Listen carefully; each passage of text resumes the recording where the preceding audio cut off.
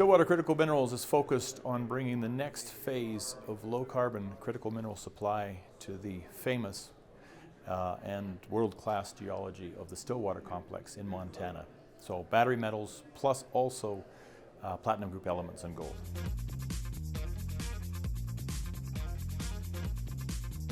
Stillwater Critical Minerals has a total of 5 assets. The focus is very much on that Stillwater project in Montana. That brought the Glencore investment, and that's where the drill is active now. And we're actively expanding 1.6 billion pounds of battery metals, 3.8 million ounces of platinum group elements and gold. We also have a very large land position in Yukon, Canada. That's also a critical minerals project, earlier stage. And we maintain 100% on a large gold position in Ontario that's being worked by our earn-in partner there, Heritage Mining. As a 4th asset, we have a back-in right on a high-grade, past-producing gold, silver, lead, zinc mine in British Columbia, Canada.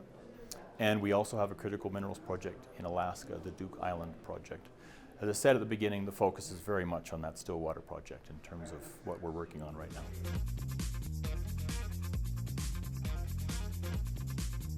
I was just on site actually earlier this week. The core looks excellent. We're very happy with how that program is proceeding. The key takeaway there is that we're focused on expanding the updated resource from January 2023 of this year. That's the 1.6 billion pounds nickel, copper, cobalt, 3.8 million ounces PGEs and gold. Particular focus on the west side of the deposit area. So the drill is active there now. We're on our 6th hole and we're very excited with what we see in that, particularly with focus on the high-grade nickel. That is what Glencore is particularly keen to see us work on, and that is what the team is focused on as well.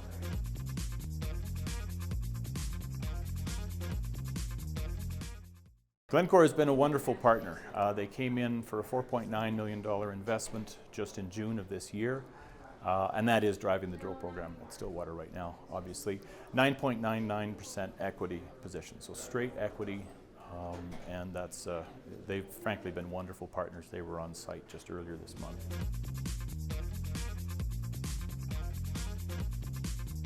Sure, we like to drill until the snow flies, basically just to be smart with our dollars. And assays, some core samples are already in the lab at this point. So the news flow and the results will be ongoing over the next weeks and months.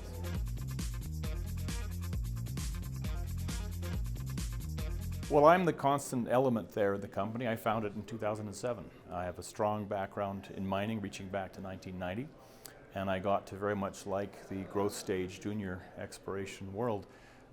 That's the reason we have 5 assets. I've been doing this for quite a while. Very pleased to add Greg Johnson, ex of Nova Gold. And if you look at Stillwater and also the broader metallic group, we're following that Nova Gold playbook. District scale acquisition in the bear market. Build it out, add value, look for majors. We're ticking all those boxes. Most recently, we added 2 of Ivanhoe's senior geologists from South Africa, and that's very significant to our team. We added them about 14 months ago, and their work in modeling the Stillwater complex and the Platte Reef analog that you've heard me talk about is driving this current exploration campaign. We most recently added Nora Pincus to the board. A young woman with a fantastic pedigree in law and mine deal making, and she's been a wonderful addition as well. And then of course Glencore as a strategic partner.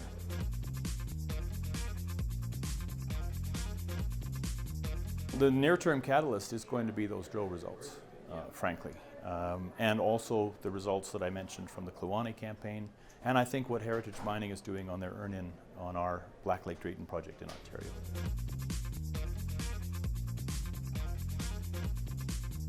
We've seen a dramatic shift in the critical minerals space since we even made the Stillwater acquisition in 2017. The term critical minerals has come along in that time. We were calling them strategic commodities in the early days of this project. Then with the fantastic subsidies from the US government under the Inflation Reduction Act and matching initiatives by Canada and other jurisdictions, we've seen a great focus on critical minerals and securing secure supply chains globally.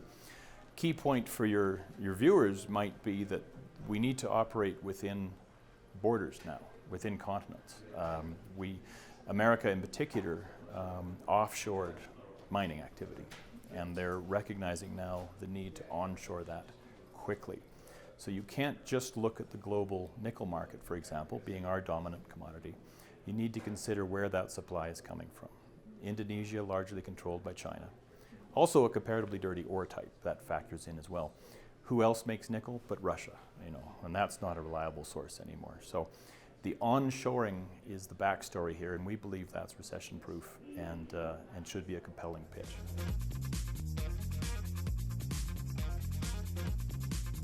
A couple of key points about the junior market, and you're right, I've been doing it since really 2002. Timing is everything. Market cycles work, and they're very much your friend at times like now, where we're at a bottom, as evidenced by thin trailing volumes and low valuations. And that's always followed by an upswell in value across the board. Rising tide floats all boats, those cliches. The majors, the producers, are already at or near 52-week highs. Juniors always follow. So timing is a big part of it. The second thing I would flag is the importance of team. A veteran team that understands these cycles, understands properties, how to promote, how to raise money, when not to do work, when to do work. These are important factors. You're betting on the horse as much as the rider. So if you've got an excellent project and a good team, you've got a good odds of success.